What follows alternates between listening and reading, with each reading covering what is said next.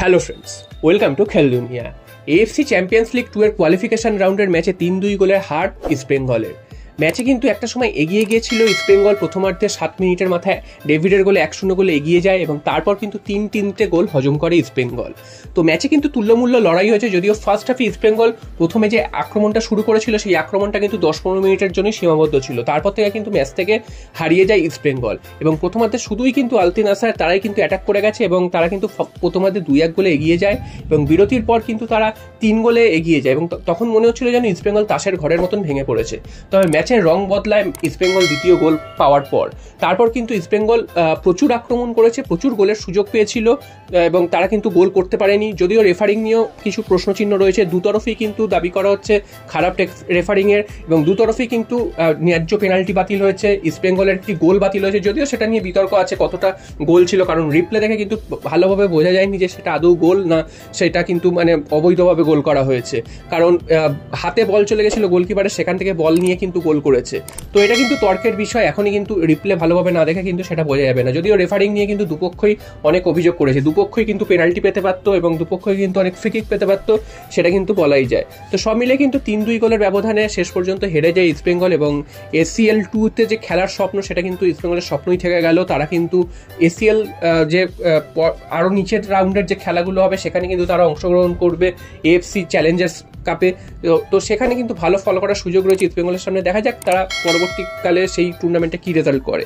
এরপর চলে আসি আরও একটা খবর, সেটা হচ্ছে মোহনবাগানের খবর। মোহনবাগানের কিন্তু আজকের কলকাতা লিগের ম্যাচ ছিল, তারা কিন্তু 0-0 ড্র করে এবং এই ড্র করার ফলে কিন্তু মোহনবাগানের কলকাতা লিগের সুপার 6-এ যাওয়ার যে আশা সেই আশাটা কার্যত শেষ হয়ে গেল, কারণ আর কিন্তু কোনো আশাই থাকলো না সুপার 6-এ যাওয়ার। এরপর যদি সবকটা ম্যাচ জেতেও মোহনবাগান, সেক্ষেত্রেও কিন্তু তারা যেতে পারবে না। তো এই ব্যর্থতার জন্য দায়ী কারা? এবং প্লেয়াররা তো খেলতে পারছে না, সেটা আমরা দেখতেই পাচ্ছি, প্লেয়াররা খুবই খারাপ খেলেছে। তো এই প্লেয়াররাই কিন্তু গত বছর খেলেছিল, তারা কিন্তু সেই সময় এতটা খারাপ খেলেনি। হার জিত ম্যাচে থাকতেই পারে, তবে একের পর এক ম্যাচ যেভাবে মোহনবাগানের প্লেয়াররা খেলেছে সেটা কিন্তু খুবই খারাপ। এবং মোহনবাগানের কোচ যারা CFL এর দায়িত্বে রয়েছেন ডেগি কার্ডোজো, তাকেই কিন্তু সবাই কাঠগড়ায় তুলছে এবং তাকে কিন্তু চরম ভৎসনা করছেন মোহনবাগান সমর্থকরা, কারণ এইরকম কোচ কিন্তু আগে দেখা যায়নি। অনেক আশা করে তাকে নিয়ে আসা হয়েছিল, তিনি কিন্তু একদমই জঘন্য কোচ এবং জঘন্য রকম ফুটবল খেলাচ্ছেন, সেটা কিন্তু বলাই যায়।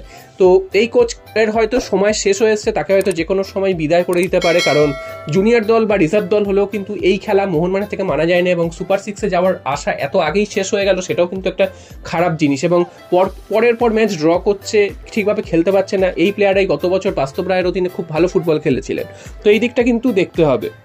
আর সবশেষে চলে আসি মোহনবাগানের আরও একটি খবরে, যেটা নিয়ে কিন্তু চরম ক্ষোভ সৃষ্টি হয়েছে মোহনবাগানের অন্দরে, সেটা হচ্ছে দিমিত্রি পেট্রাটস এবং জেমি ম্যাকলারেন। এই দুজনের রেজিস্ট্রেশন করতে দিচ্ছে না IF এর তরফ থেকে, এবং এই দুজনকে যদি রেজিস্ট্রেশন না করাতে পারে সেক্ষেত্রে কিন্তু ডুরান্ড কাপের ডার্বিতে তাদের খেলতে দেখতে পাওয়া যাবে না। তো কি কারণে মোহনবাগানের এই দুই প্লেয়ারকে রেজিস্ট্রেশন করতে দিচ্ছে না সেটা কিন্তু জানা যায়নি, তবে মোহনবাগান শিবির থেকে প্রচণ্ড রকম ক্ষোভ জানানো হয়েছে IF এর উদ্দেশ্য করে। তো তাহলে কি এর মধ্যে কি IF এর কোনো হাত রয়েছে যাতে মোহনবাগানকে আটকে দেওয়া যায় ইস্টবেঙ্গলের বিরুদ্ধে, বা মোহনবাগানকে দুর্বল করে দেওয়া যায়?